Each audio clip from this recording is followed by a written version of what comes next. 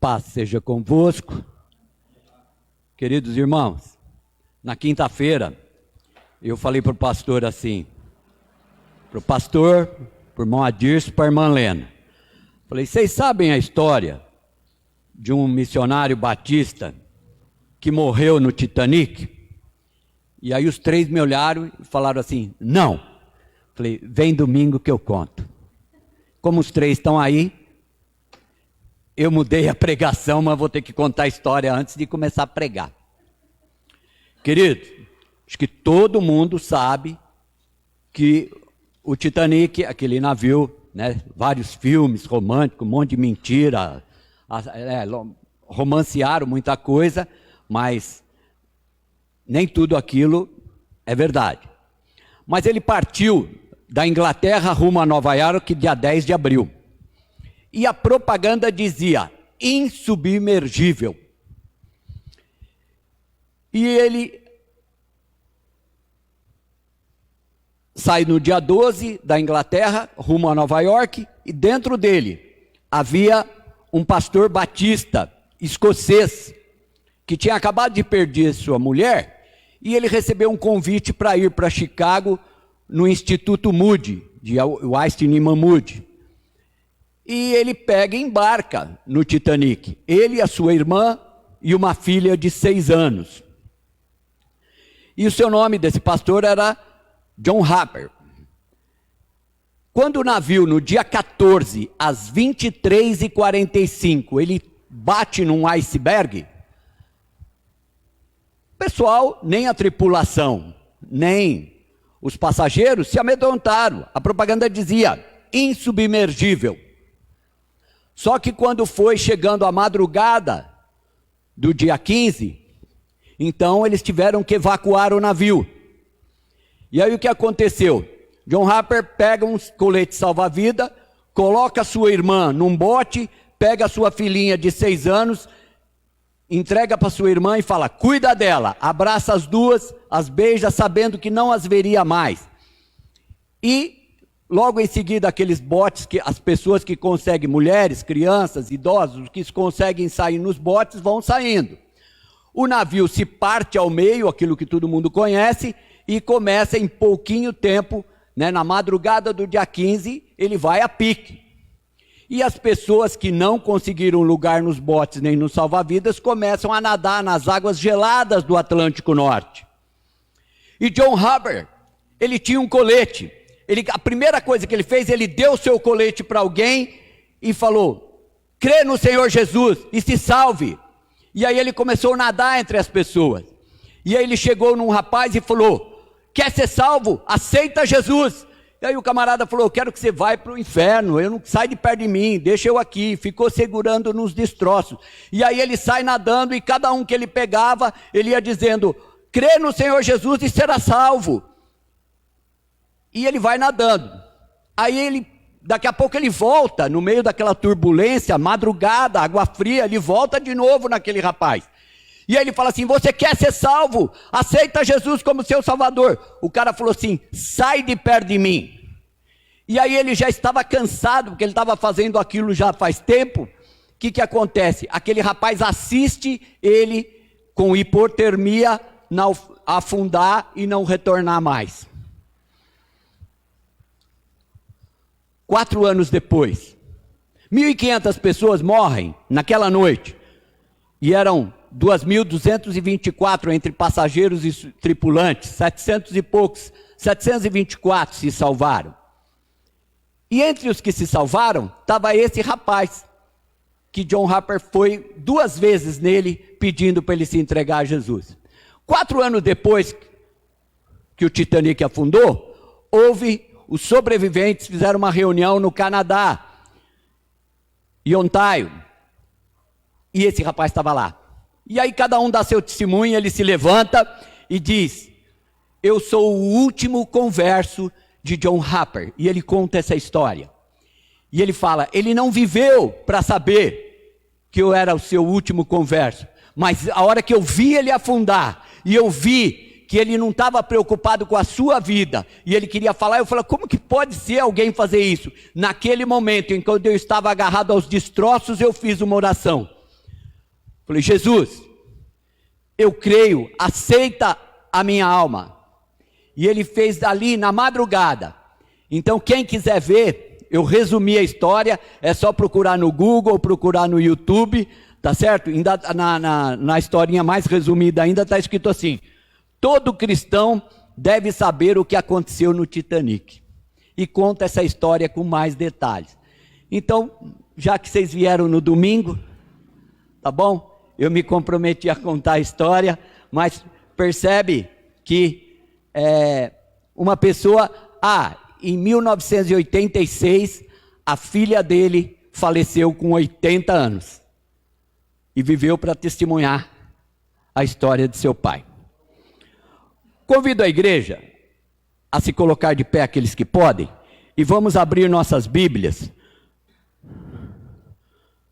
No livro de João, no capítulo 5, Evangelho de João, capítulo 5, eu vou ler do versículo 1 ao 9. Uma mensagem conhecida, mas eu creio que o Senhor tem algo novo para cada um de nós. Diz assim a palavra do Senhor: passadas estas coisas, havia uma festa dos judeus, e Jesus subiu para ir a Jerusalém. Ora, existe ali, junto à porta das ovelhas, um tanque chamado, em hebraico, Betesda, o qual tem 5 pavilhões. Neste jazia uma multidão de enfermos, cegos, coxos e paralíticos. Esperando que se movesse a água, porquanto um anjo descia a certo tempo, agitando-a, e o primeiro que entrava no tanque, uma vez agitada a água, sarava de qualquer doença que tivesse. Estava ali um homem enfermo, havia 38 anos. Jesus, vendo-o deitado e sabendo que estava assim há muito tempo, perguntou-lhes: queres ser curado? Respondeu-lhe o enfermo: Senhor, não tenho ninguém que me ponha no tanque quando a água é agitada, pois quando eu vou, desce outro antes de mim.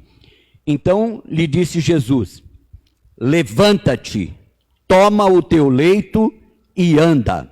Imediatamente o homem se viu curado e, tomando o leito, pôs-se a andar, e aquele dia era sábado. Glória seja dada ao nome do Senhor pela sua palavra. Queridos, podeis assentar.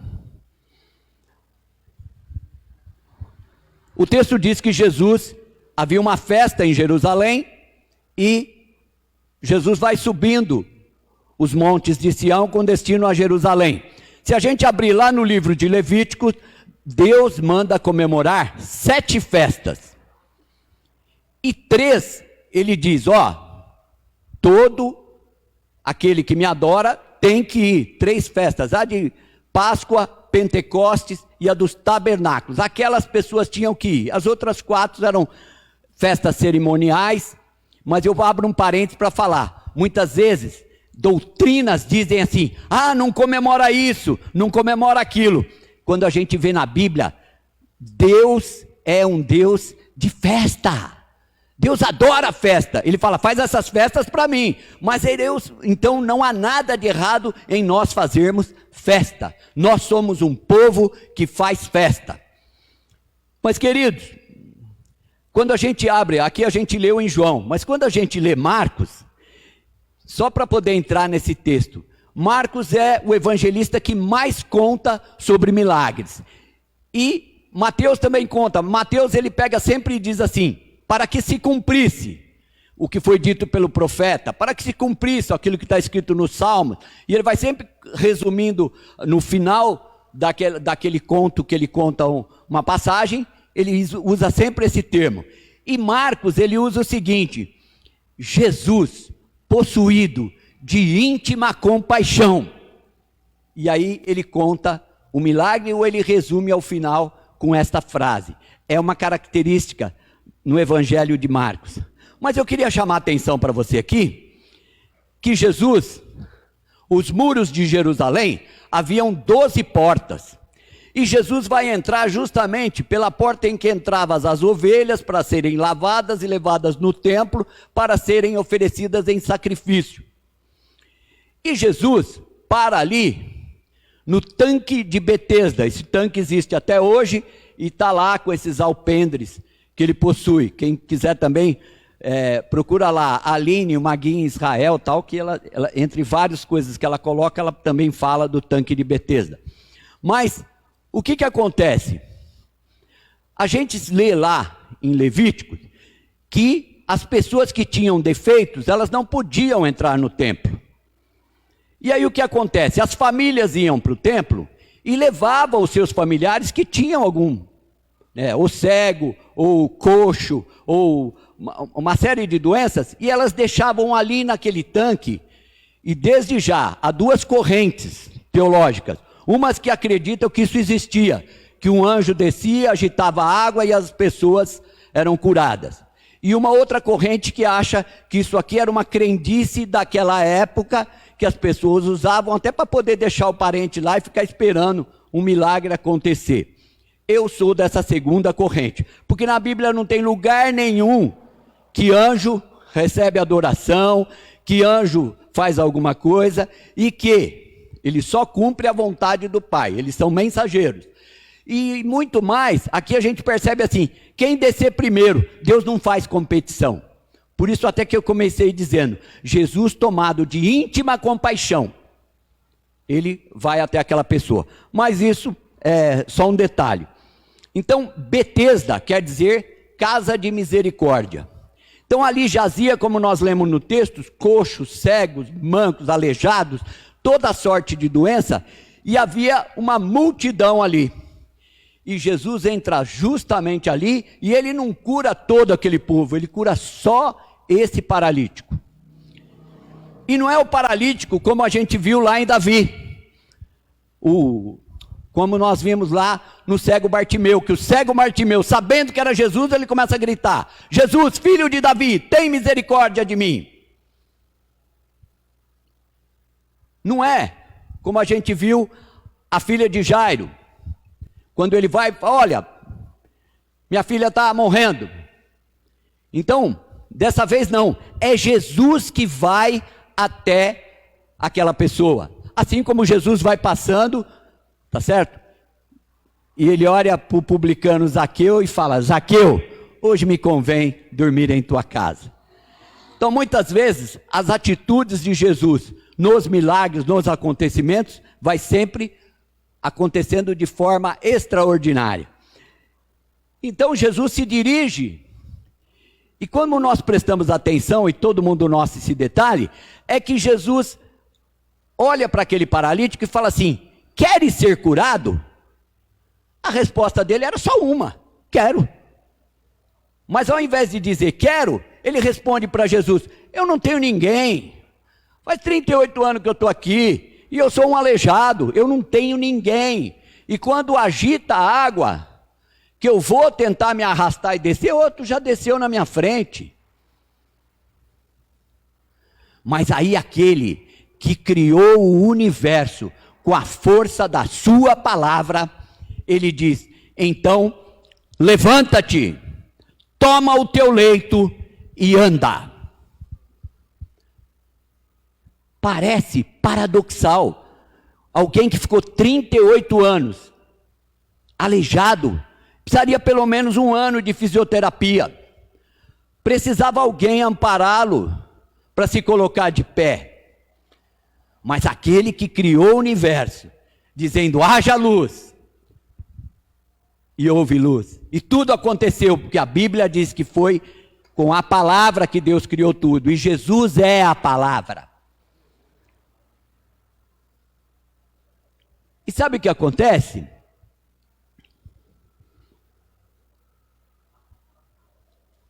A Bíblia relata nesse texto que era sábado. E segundo a lei, no sábado, não se podia fazer um monte de coisa. E se a gente prosseguir no texto, logo em seguida, os religiosos vão ampará-lo e dizer assim, não te é lícito carregar a tua cama no dia de sábado. Aí ele pegou e falou: ó, se é lícito eu não sei, vai falar com a pessoa que me curou, porque ele me curou e mandou eu pegar minha cama e andar. E eu estou fazendo, eu estou obedecendo. E aí o pessoal perguntou para ele: mas quem fez isso? Ele falou: não sei, eu não conheço. E o texto diz que mais tarde Jesus se encontra com ele no templo, e olhando para ele, Jesus fala assim: não peques mais, para que mal maior não te aconteça. O que significa que alguma coisa ele fez no passado, e que aquele sintoma que o levou a ficar aleijado foi algum pecado do passado. Mas o que pior podia acontecer para ele, porque Jesus fala assim: para que coisa pior não te suceda. E o que poderia acontecer de pior para ele suceder? Ir para o inferno. Porque o próprio Jesus fala, né? É melhor você entrar com um olho no céu do que com os dois no inferno.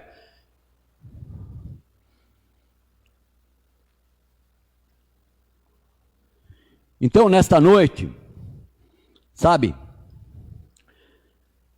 eu queria falar que Betesda, né, é casa de misericórdia. Mas, Samuel, qual o contexto? Qual o contraponto para a minha vida? Qual o contraponto para a nossa igreja? É porque a nossa igreja também, e cada um de nós, temos que saber que nós temos que usar de misericórdia. A igreja tem que ser uma casa de misericórdia, onde pessoas entrarão feridas, traumatizadas, doentes. E aqui, aquele que criou o universo com a sua palavra, é Ele quem vai transformar vidas, é Ele quem vai curar, é Ele quem vai pegar o desanimado e reanimar, é Ele quem vai pegar o caído e levantar, é Ele. Nós somos apenas instrumentos. Eu comecei contando de John Harper. Percebe que ganhador de alma? E é isso que está faltando para cada um de nós, ou pelo menos a gente tem que pedir ao Senhor, para que a gente seja mesmo saqueadores do inferno, que a gente leve as boas novas aos perdidos, que a gente leve a mensagem de salvação do Senhor para esse mundo que jaz no maligno.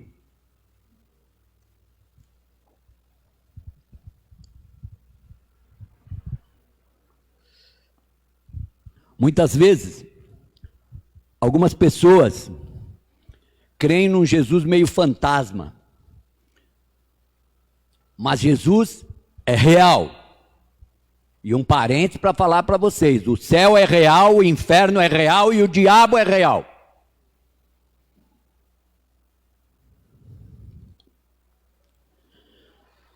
A igreja,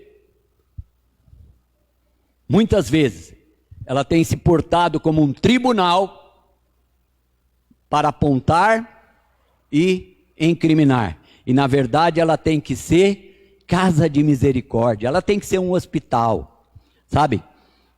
Ela tem que ser uma oficina, onde as pessoas entram quebradas e são consertadas, vidas são consertadas. Hoje, nós vivemos o mal do século, que está todo mundo preocupado com a Covid, né? Mas a gente tem algo pior acontecendo até no meio cristão. As pessoas com depressão. Algumas pessoas, então, até tirando sua vida. E sabe o que esse texto vem falar para nós? Que muitas vezes a gente vem para a igreja, a gente dá o dízimo, a gente oferta, a gente canta, a gente ergue a mão, a gente chora, a gente ouve a palavra e a gente volta para casa, mas o Senhor está querendo alguma coisa de nós, eu acho. A mensagem de hoje é para dizer: olha, tem alguém, pode ser no banco da igreja, pode ser meu vizinho, pode ser lá no trabalho, pode ser onde eu frequento, tem alguém precisando ouvir de nós. Está tudo bem com você? E a gente precisa mesmo. O que está acontecendo é que aquele paralítico, ele vivia ali onde havia uma multidão. Mas quando Jesus pergunta para ele, queres ser curado? Ele fala, eu não tenho ninguém. Será que dentro da igreja, dentro da nossa família, dentro do nosso círculo de amizade, será que nesse momento não existem pessoas também que a gente acha que essas pessoas estão rodeadas de amigos, rodeadas de familiares, e nessa verdade elas estão dizendo, eu não tenho ninguém. E o Senhor quer nos usar justamente para que a gente possa alcançar, ser instrumento do Senhor aqui nessa vida secular e trazer essas pessoas. Jesus nos compara a pescadores. Então eu quero falar que a igreja é uma grande lagoa, é uma piscina, e é pesca e solte. A gente pesca lá fora e solta dentro da igreja. Porque não é eu que preciso falar, não é você. A Bíblia diz que quem convence do pecado, da justiça e do juízo é o Espírito Santo. Eu gosto de uma historinha que um amigo levava sempre um convite para um chefe dele. Vamos na igreja? E o chefe falou, não, você está louco, não vou na igreja não. E ele sempre convidava, E não, cada dia ele dava uma desculpa e não ia. Um dia ele devia um favor, ou devia alguma coisa para o amigo, e aí ele falou, tá bom. Falei para você, mas só vou essa vez, hein? Tá bom? Então tá bom. E ele foi. E esse amigo foi radiante para a igreja, levando aquele chefe dele. Chegou lá, era justo, o pastor tinha mandado pregar um irmão, daqueles antigão, que abria a Bíblia e falou, vou pregar onde cair. E ele abriu a Bíblia e caiu em genealogia. E aí ele começou a ler genealogia e o irmãozinho era ruim até de leitura. Diz que ele era ruim de leitura. E ele falava assim, e Josafá gerou Arão e tal, e morreu. E ficou no seu lugar seu filho. E daí começou, e aí o cara falou, meu, que dia que esse cara aceitou para vir na igreja. E aí ele ficou apavorado, envergonhado, não sabia, ele falou, e agora? Quando chegou no final, o pastor faz um convite, alguém quer aceitar Jesus? O amigo dele levantou a mão. Ele falou, não é possível. Aí, na hora que eles estão indo embora, ele falou assim, ele não se conteve. Ele falou, por que te comoveu? Ele falou, rapaz, a hora que o cara começou a contar lá, fulano gerou a fulano e morreu, gerando, fulano morreu e morreu. Aí eu comecei a pensar, falei, rapaz, se eu morrer eu vou para o inferno. É melhor eu aceitar esse Jesus aí. Então, é justamente isso que eu quero falar. Às vezes a gente fica preocupado em trazer, porque vai vir tal pregador. A gente vai falar porque tal dia é melhor para levar. Não!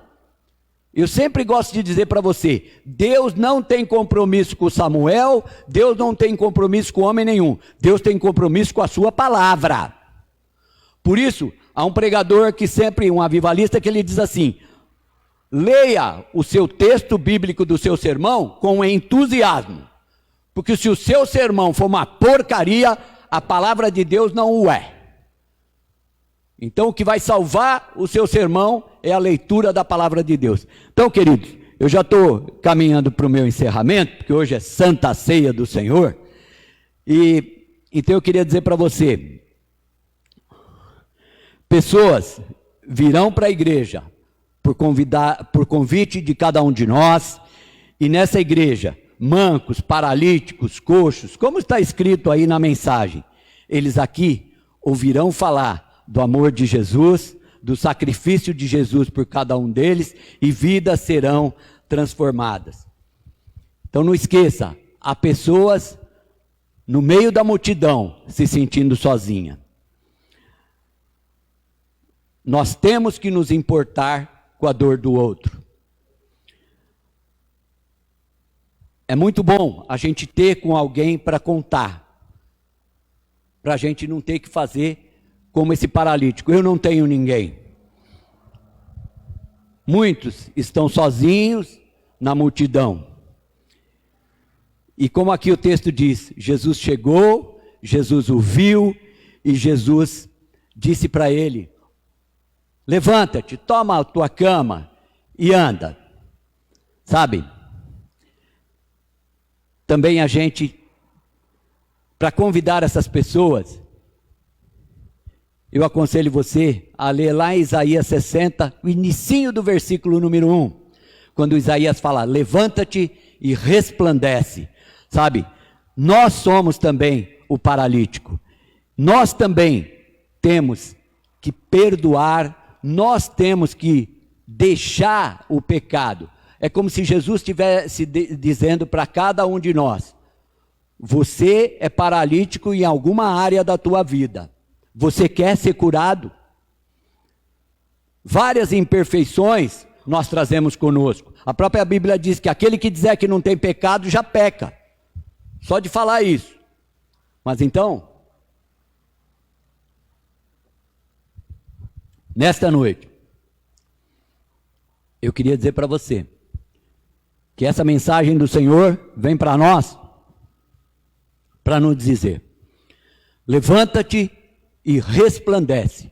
A luz do Senhor brilha em nós. Nós somos a luz do mundo. E a luz para a nossa vida está aqui. O salmista diz: lâmpada para os meus pés é a tua palavra, luz para o meu caminho. Então, para que a gente possa se guiar pelas palavras do Senhor e para que a gente possa fazer diferença no mundo. Louvado seja o Senhor pela sua palavra e pela sua mensagem. E Deus abençoe a cada um.